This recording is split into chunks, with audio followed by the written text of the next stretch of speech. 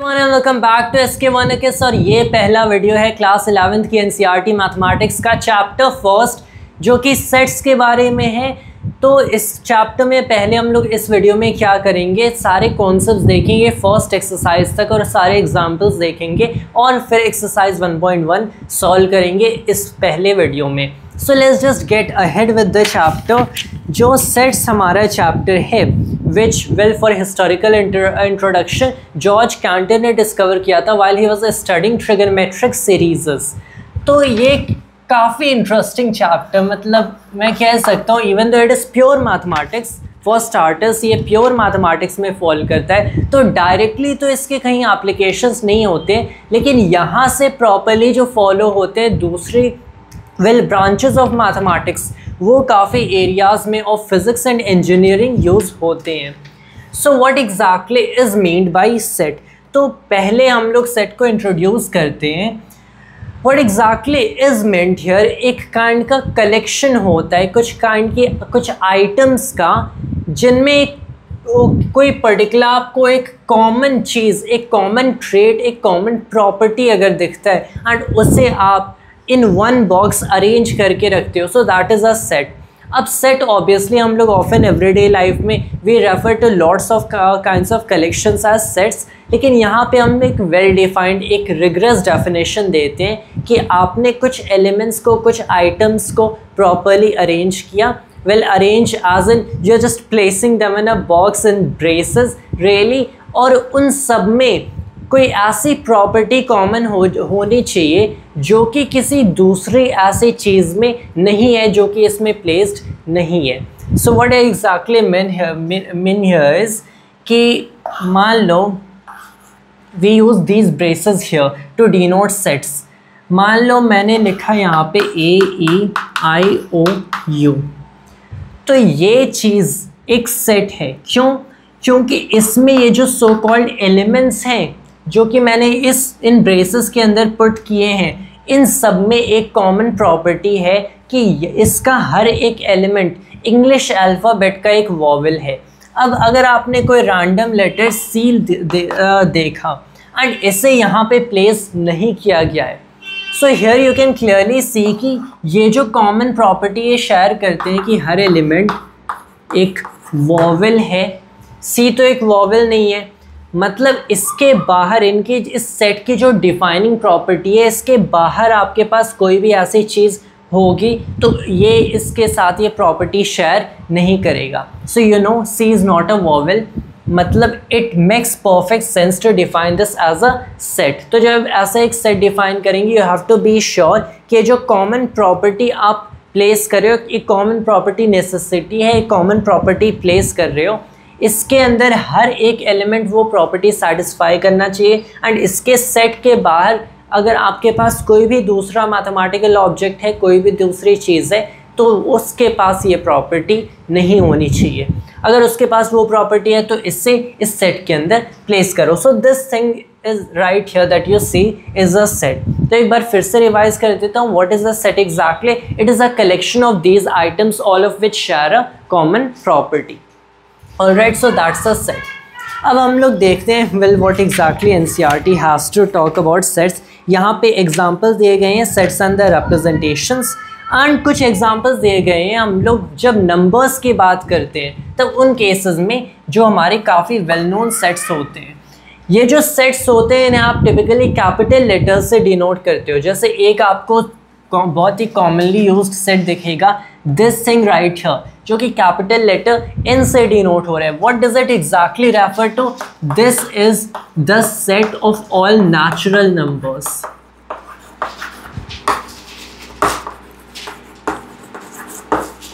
As you can see कि ये clearly एक सेट होगा। अगर मैं सारे नेचुरल नंबर्स को इन ब्रेसेस में रख दूं ये एक सेट होगा। क्यों? क्योंकि ये एक कॉमन प्रॉपर्टी शेयर करें। What is the common property? That well every element in the set is a natural number. तो बाय इट्स लिटरल डेफिनेशन तो ये आपके पास एक सेट हो गया।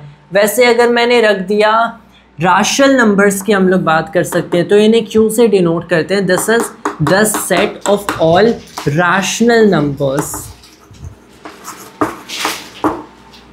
वैसे हम लोग इंटीजर्स को लिखते हैं by z, this is the set of all integers.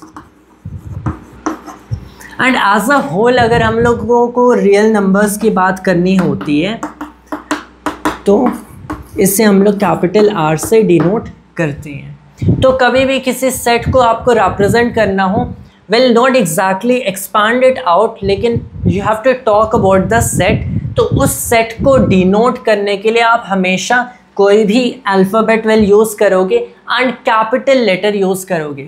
तो आपने मान लो लिख दिया कैपिटल A या फिर कैपिटल B या फिर कैपिटल S लिख दिया, तो capital letters of English alphabet use करते हैं टू डिनोट सेट्स, ऑलराइट।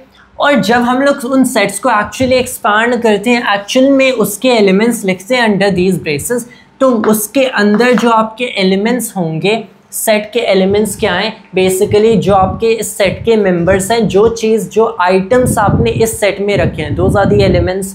तो वो जो सेट के एलिमेंट्स होते हैं ये you have to always make sure कि ये स्मॉल लेटर्स से डिनोट होंगे। So this is a set, this is a set, this is a set. लेकिन अगर मैंने स्मॉल a या फिर स्मॉल b या फिर स्मॉल s लिख दिया तो these are not sets, these are elements of sets, you have to take care of that. उसके बाद after we have defined what a set is, अब हमें देखना होता है कि इस सेट को आप एग्जैक्टली रिप्रेजेंट कैसे करते हो। यहाँ पे मैंने क्या किया, यहाँ पे इसके एलिमेंट्स लिख के रिप्रेजेंट कर दिया। ये एक तरीका होता है सेट को रिप्रेजेंट करने का, इसे बोलते हैं हम रोस्टर फॉर्म।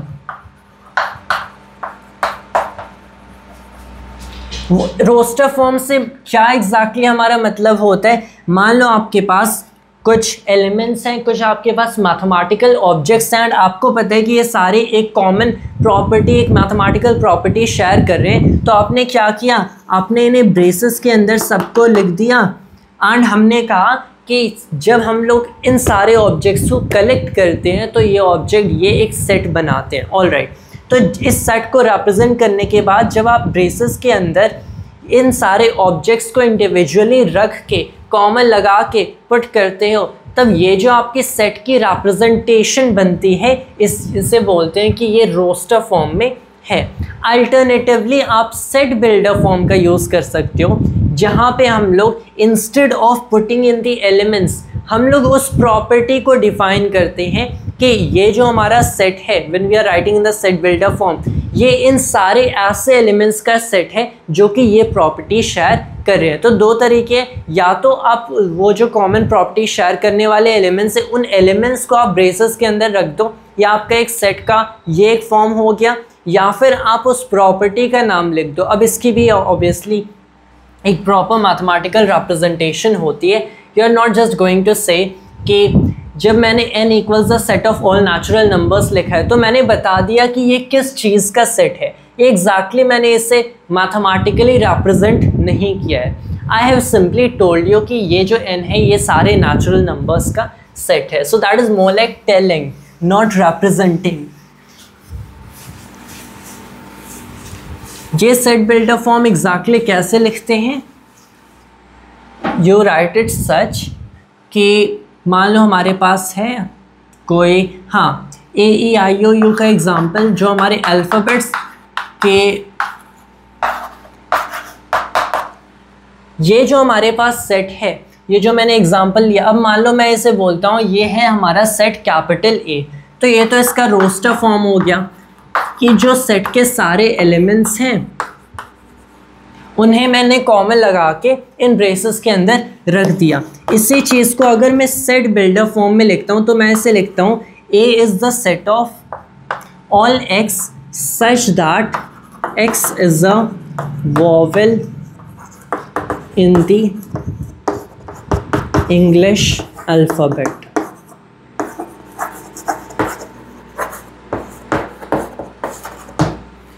तो यहाँ पे ये जो मैंने लिखा है, first of all you have to understand, जब when I have put braces here, तो ब्रेसेस का मतलब हम लोग उस सेट को एक्चुअल में रिप्रेजेंट कर रहे हैं। These are very important, you are not going to use small brackets, you are not going to use large brackets, those are different things.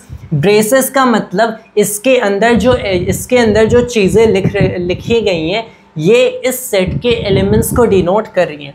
So I have put braces here, मतलब यहाँ से अब हम लोग set को represent कर रहे हैं। अब x, what exactly is x here?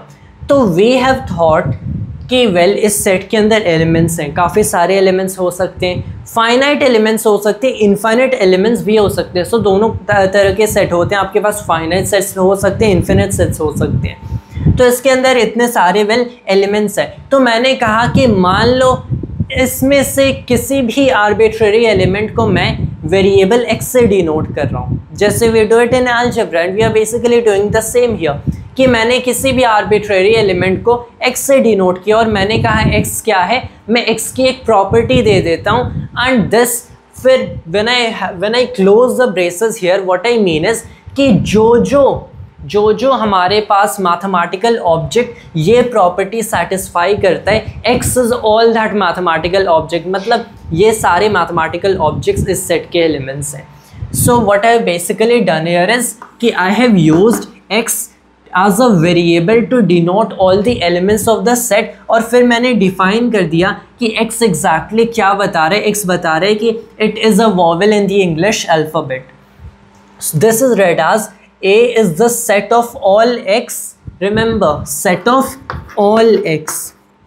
When I write these braces and then I write x, मेरा मतलब है A is the set of all x, क्योंकि x कोई एक स्पेसिफिक एलिमेंट नहीं है, x रिप्रेजेंट कर रहा है वो हर एक एलिमेंट जो कि इस सेट को बिलोंग करता है, all x, and this refers to such that x is a vowel in the English alphabet. हर एक वो x बेसिकली इस सेट का एलिमेंट है जहाँ पे x क्या होगा, ये एक वॉवेल होगा इंग्लिश अल्फ़ाबेट का।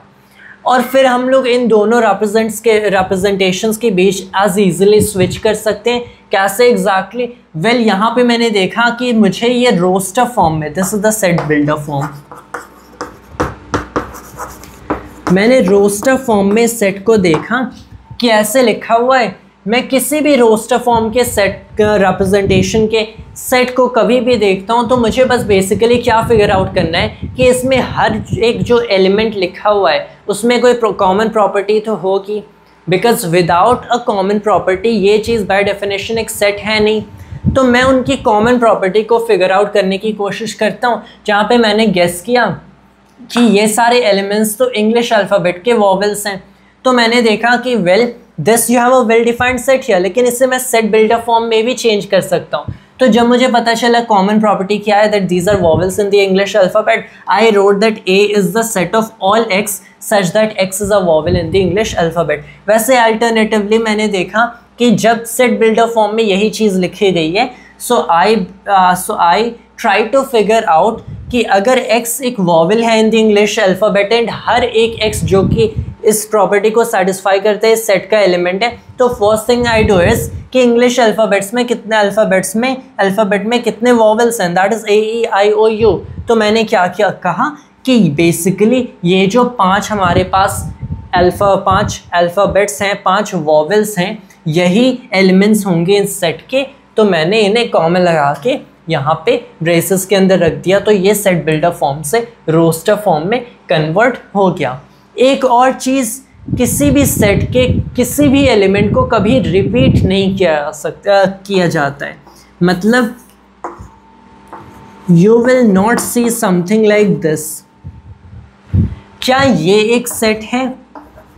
Yes, this is also a set. इसमें देखो अब सिर्फ एक एलिमेंट है but this is also a set. तो इसमें कॉमन प्रॉपर्टी क्या है? वेल ज़्यादा तो एलिमेंट्स है नहीं, सिर्फ एक एलिमेंट है, तो हम लोग डिफाइन कर देते हैं कि इसमें कॉमन प्रॉपर्टी यही है कि वेल हर एक element which is the English alphabet A is a member of this set. तो ये एक हमारी प्रॉपर्टी हो गया जिससे ये सेट डिफाइन हो गया। क्या ये एक सेट है?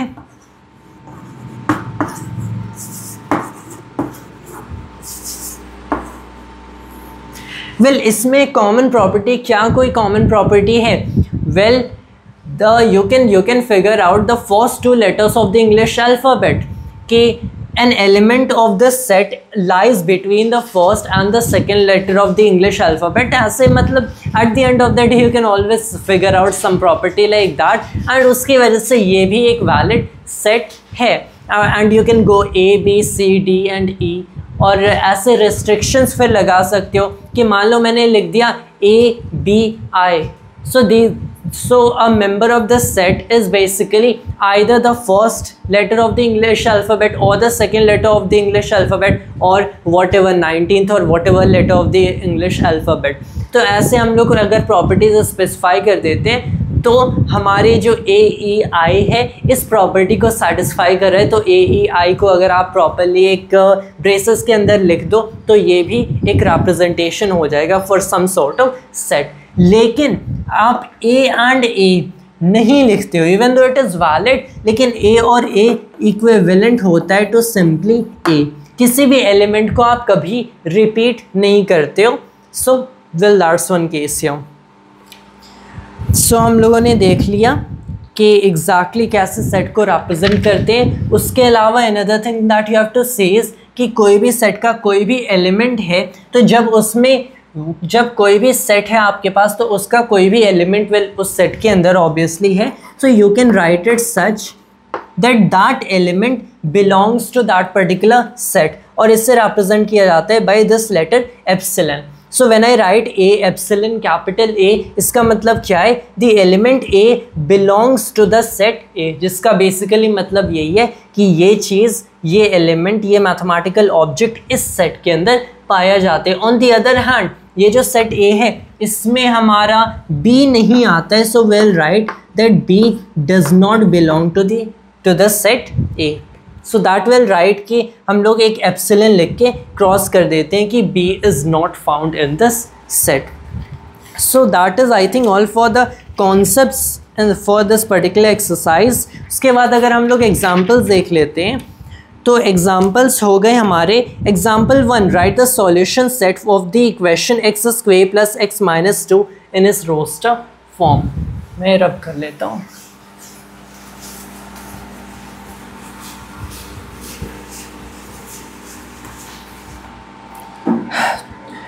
तो right the solution set of the equation x square plus x minus 2 इन इस रोस्टर फॉर्म। तो अगर हम लोग फिगर आउट करते हैं, पहली चीज़ इसके सॉल्यूशन सेट को रोस्टर फॉर्म में लिखना है। सो रोस्टर फॉर्म में मतलब आपका ये जो सेट है उसके सारे एलिमेंट्स सीधे लिख देना है ब्रेसेस के अंदर।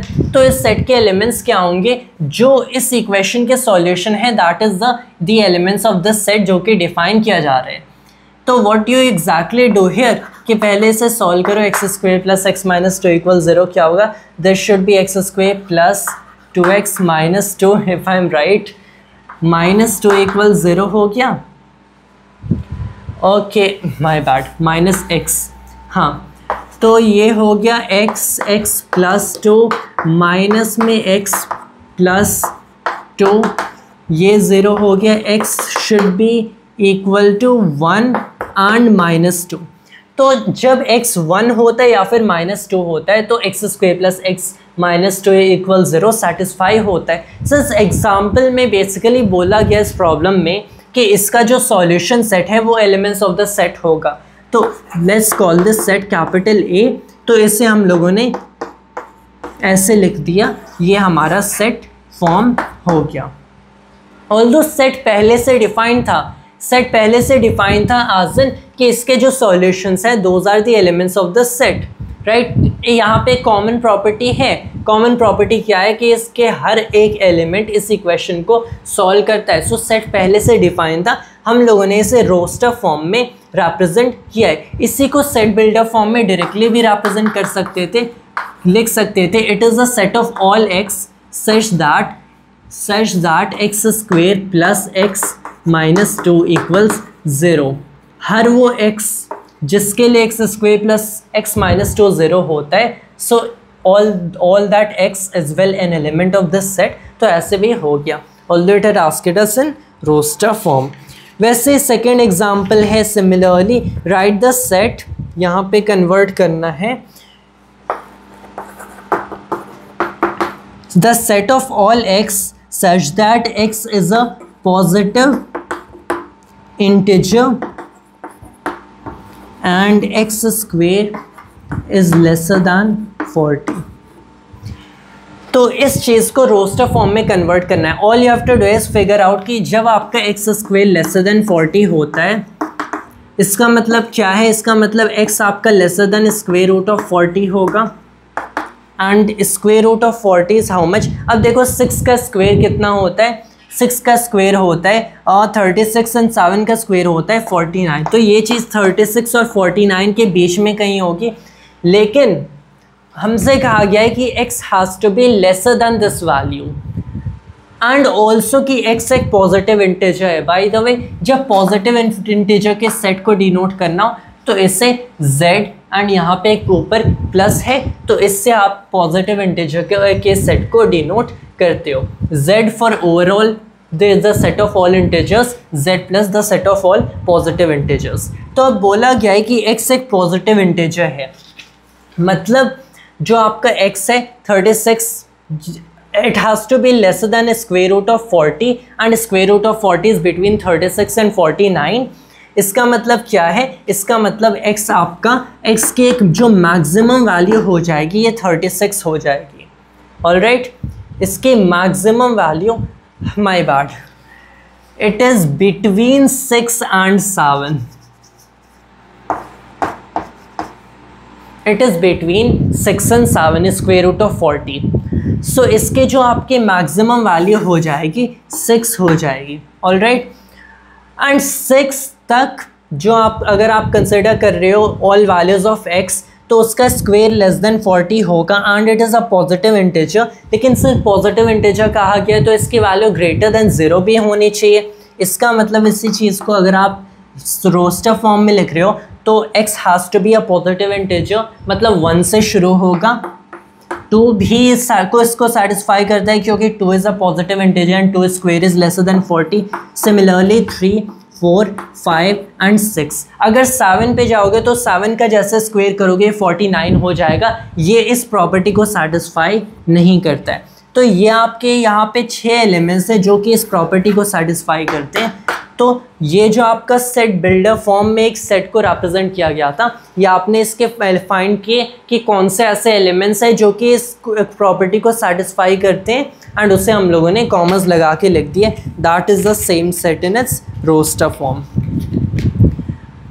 तो वैसे ही एक सेट हमें कहा गया है एग्जाम्पल 3 में, right this particular set in set builder form. Now I want put very much emphasis on examples.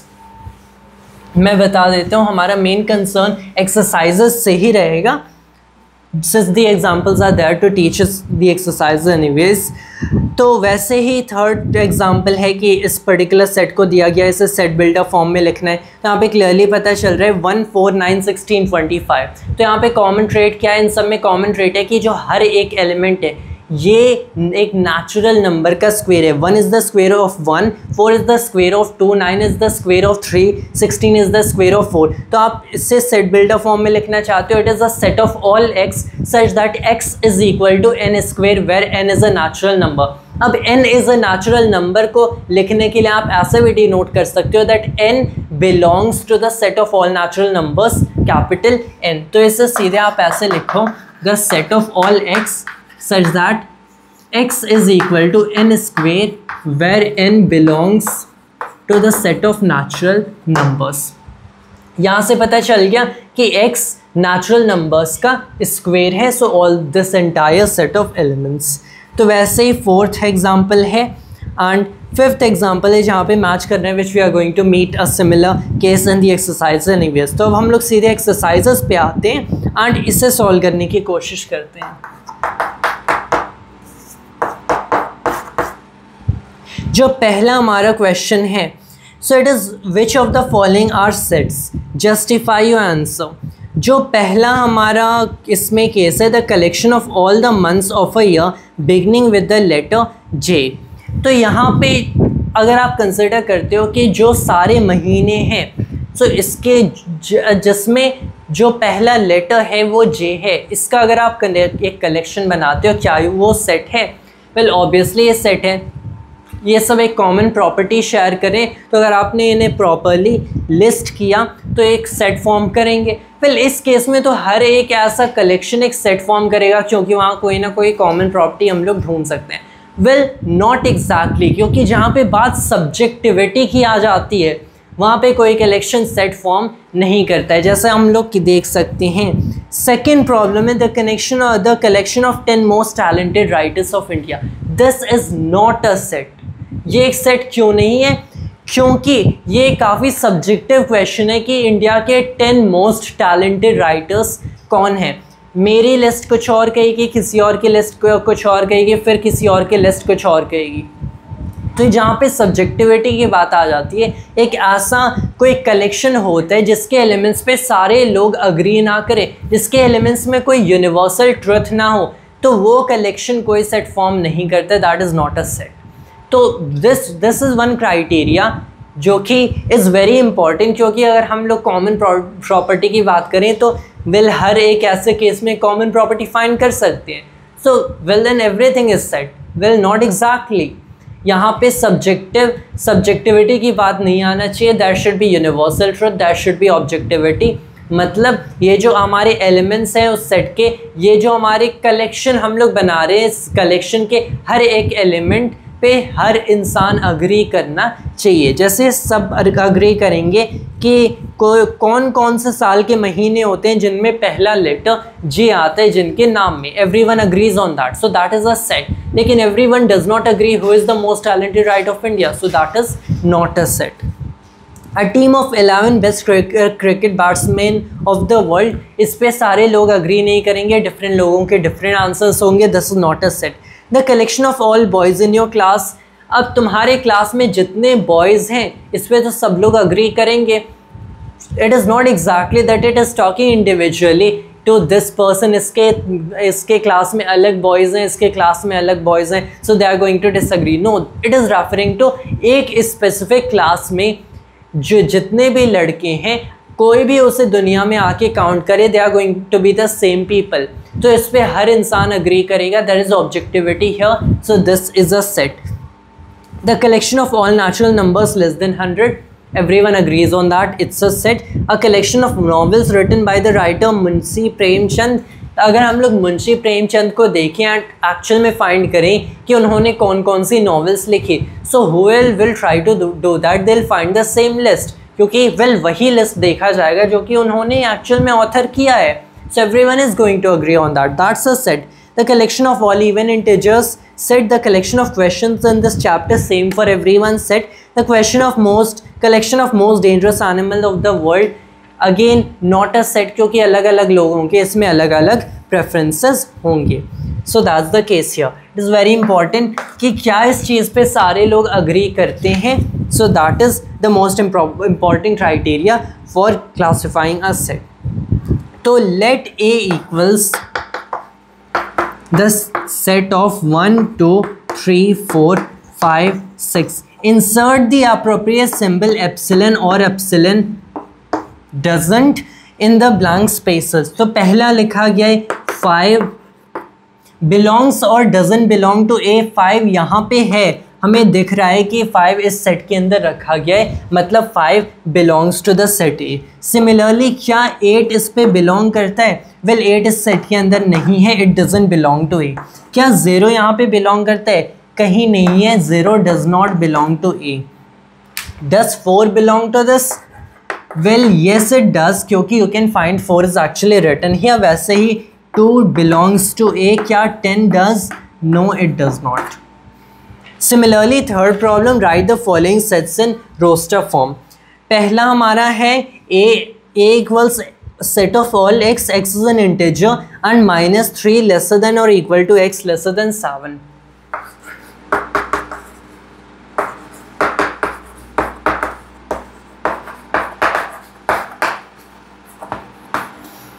And -3 less than और equal to x less than 7। तो यहाँ पे सेट की प्रॉपर्टी बताई गई है, लिखी गई है, this is the set builder form. इसे अगर मैं रोस्टर फॉर्म में लिखता हूँ, जो कि क्वेश्चन में कहा गया है करने को, तो पहली चीज़ x को बताया गया एक इंटीजर है, all right, and it is an integer जहाँ पे इसकी वैल्यू -3 से ग्रेटर है और इसके इक्वल है, लेकिन 7 से कम है।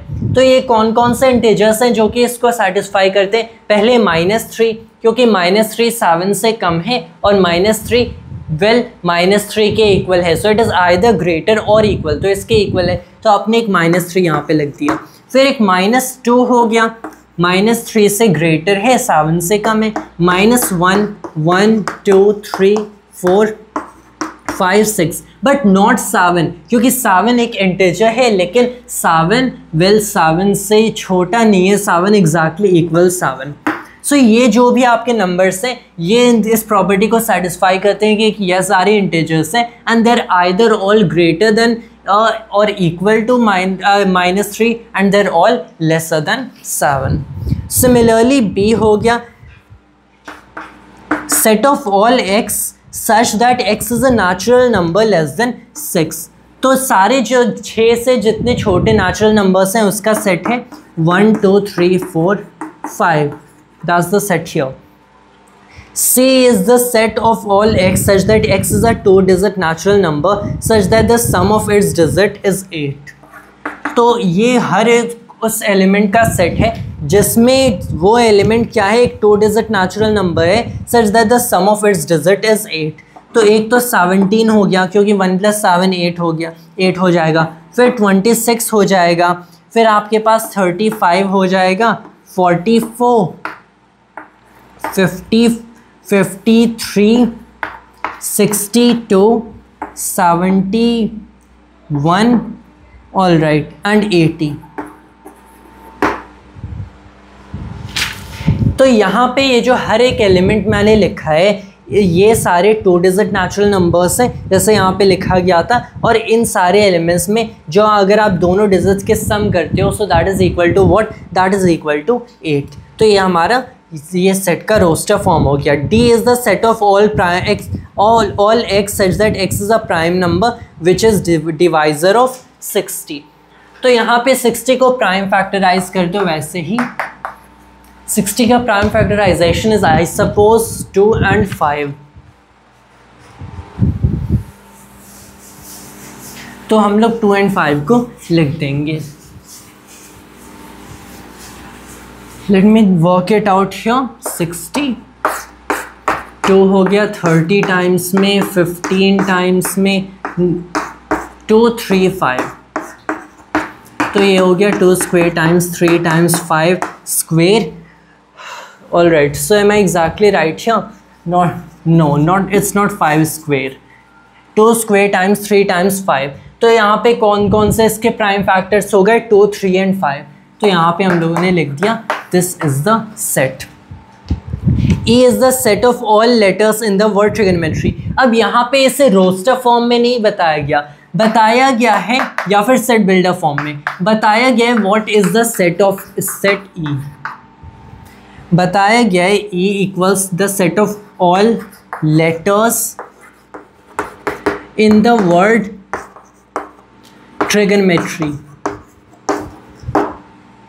तो ये जो वर्ड ट्रिगोनोमेट्री है इसके जो सारे लेटर्स हैं E इज इसका set. This is not a representation of set. अगर एक रिप्रेजेंटेशन होता या तो उसके एलिमेंट्स लिखे होते या फिर उसकी प्रॉपर्टी को प्रॉपरली इस ब्रेसेस में रखा होता है एंड बताया होता है a certain variable such that this variable represents these kind of elements that share this property. This is a description of the set, this is not a representation, keep that in mind.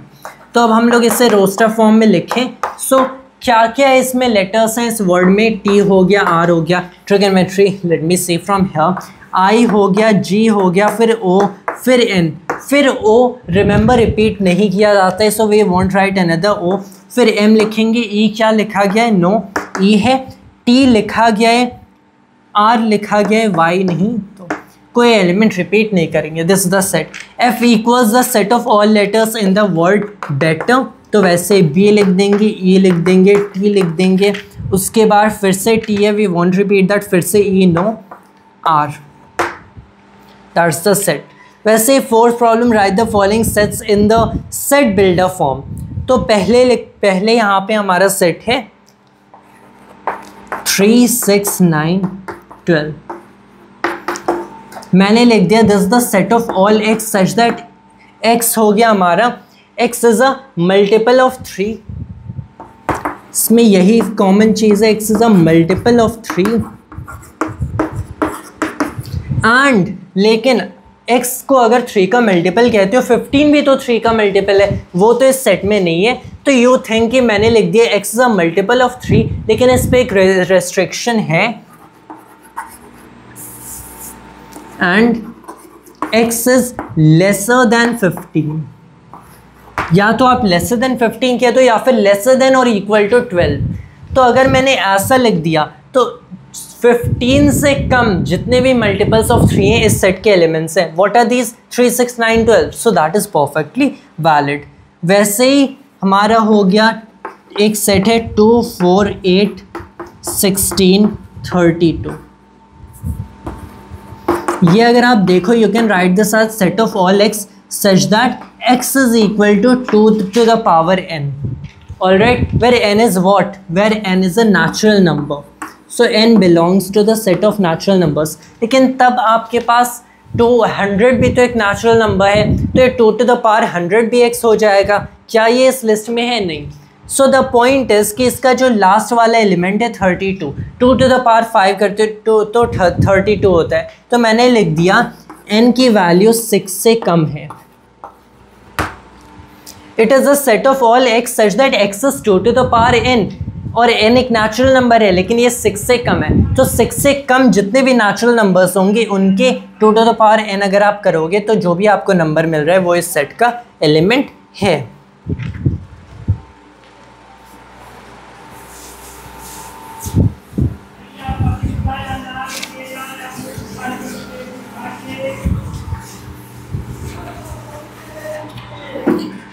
वैसे आपके पास हो गया 525, 125 और 625। यहाँ पे क्या आपको common trade दिख रहा है? There all squares and cubes और 4/5 पावर ऑफ 5। तो आपने लिख दिया x is equal to 5 to the power n, where n is what? Natural number, मतलब belongs to the set of natural numbers. And लेकिन if you are considering that, so the last element जो है 625 है, that is 5 to the power 4। 5 to the power 5 यहाँ पे नहीं है, सिर्फ 5 to the power 1 है, 5 to the power 1 है और 2 है और 3 है और 4 है। तो आपने कहा कि n इज लेसर दैन 5, तो ये रेस्ट्रिक्ट हो गया कि नेचुरल नंबर्स लेसर देन 5, 1, 2, 3, 4। जब आप ये 5 to the power दीज करोगे तो आपको इस सेट के एलिमेंट्स मिलेंगे। वैसे ही अब यहाँ पे है 2, 4, 6 and here have been placed dots, जिनका मतलब है कि ये इसी पैटर्न में रिपीट होते हैं। Now here this is little different from the previous sets. यहाँ पे बताया गया है कि ये इसी पैटर्न में रिपीट होते हैं। दिस एन इन्फिनिट सेट, किसमें? इस सेट में इन्फिनिट एलिमेंट्स है। You'll right this x is what? x is a multiple of 2,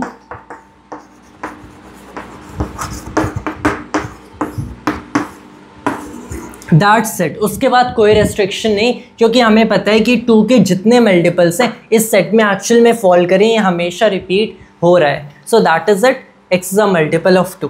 वैसे ही यू हैव 1, 4, 9। अब यहाँ पे सेट का लास्ट टर्म बता दिया गया है, क्या है? 100 है। ये एक फाइनाइट सेट है, हम लोग इसे लिखेंगे set of all x such that x is what? यहाँ पे नेचुरल नंबर्स के स्क्वेयर्स हो रहे हैं, तो x is equal to n square, where n is what? A natural number. लेकिन अगेन लास्ट टर्म हमें पता है 100 पे आके रुक जा रहा है, तो किस नंबर का स्क्वेयर है 100? ये 10 का स्क्वेयर है। तो हम लोगों ने लिख दिया so where n is lesser than और इक्वल टू 10, या फिर आप लिख सकते हो n is lesser than 11। That's it. Fifth problem पे आते हैं, list all the elements of the following sets. तो यहाँ पे हमें क्या करना था? पहले हमें रोस्टर से इस प्रॉब्लम में सेट बिल्डर फॉर्म में कन्वर्ट करना था। अब सेट बिल्डर फॉर्म में हम लोग बेसिकली इसके सारे एलिमेंट्स लिखने जा रहे हैं, सो सेट बिल्डर फॉर्म से रोस्टर फॉर्म में कन्वर्ट कर रहे हैं। पहला क्या है? A is the set of all x such that x is an odd natural number. तो जितने ऑड नेचुरल नंबर्स होंगे, आपका हो गया 1, 3, 5, 7, 9, 11, 13, जो कि हमेशा रिपीट हो रहा है, तो उसके आगे आपने डॉट लगा दिया तो सिग्निफाई कि इस पैटर्न से हमेशा रिपीट होगा. That is that in set builder form. B equals some set of all x such that x is an integer and minus half is lesser than x is lesser than 9/2. Let me write this one here. X is an integer, so it says x belongs to z and minus half lesser than x lesser than 9/2. तो पहले इन्हें decimals में कर लो. Minus half हो गया -0.5, 9/2 हो गया 4.5. तो कहा गया है कि x एक इंटीजर है जो कि इन डिजिट्स के बीच में लाई करेगा. तो सबसे छोटा नंबर कौन सा होगा जो कि इमीडिएटली -0.5 से बड़ा होगा. सो that is clearly 0. 0 N integer. Yes, 0 is an integer. तो यहाँ पे हम लोग एक रख देते हैं 0. फिर वो सबसे बड़ा कौन सा नंबर होगा जो कि इमीडिएटली 4.5 से कम होगा. That would be 4. तो हम लोग कह देते हैं कि basically we are talking about set of all x so that x is an integer और इन दोनों के बीच में लाई करता है. तो यहाँ पे हम लोगों ने लिख दिया 0, 1, 2, 3, 4. अब हमें पता है कि यहाँ पे जितने भी नंबर एलिमेंट्स लिखे गए हैं सारे इंटीजर्स हैं और सारे -12 और 9/2 के बीच में लाई करते हैं. वैसे ही C equals set of all x such that x is an integer and x square is lesser than or equal to 4. जब x square is lesser than or equal to 4 मतलब x is lesser than 2. alright, तो x is lesser than 2 and greater than -2. ये 2 और -2 के बीच में lie करता है. So lesser than and equal to बात की गई है. सो ये बेसिकली होगा x is greater than and equal to 2, lesser than greater than और इक्वल टू -2, लेसर देन और इक्वल टू 2. और फिर ये एक इंटीजर है. तो यहाँ पे जितने भी इंटीजर्स हैं हम लोग लिख देते हैं -2, -1, 0, 1, 2. ये सेट हो गया. D is the set of all x such that x is a letter in the word loyal. वैसे हो गया LOYA और फिर L आ गया जो कि हम लोग रिपीट नहीं करेंगे. E is the set of all x such that x is a month of a year not having 31 days. जितने भी आपके months of the years हैं जिसमें 31 days नहीं है, list them out. That is your set. वैसे f is the set of all x such that x is a consonant in the English alphabet which precedes k. k से पहले जितने भी consonants हैं English alphabet में write them out and that is it in set builder form. 6th question पे आते हैं. यहाँ पे मैच हमें करना है which is basically the last question in the exercise and we have to match some sets in the roster form and right पे है वही चीज़ें in the set builder form and हमें मैच करना है that which of these sets are the same. जिन्हें एक में roster form में लिखा गया है फिर आपको set builder form में लिखा गया है. फिर वैसे 2, 3 है.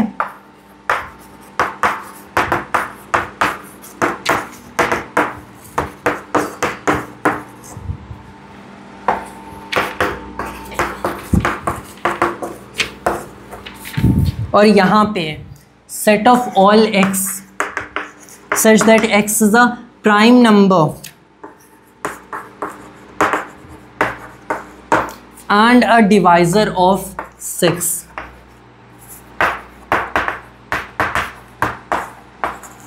और फिर है set of all x such that x is an odd natural number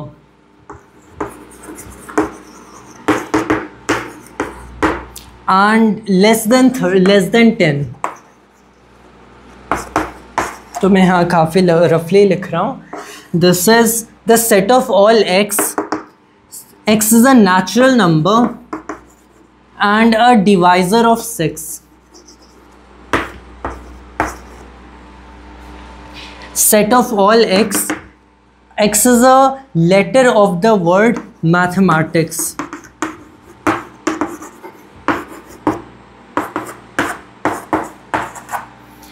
तो यहाँ पे देखना है जो हमारा पहला है 1 2 3 6 ये किससे मैच करेगा।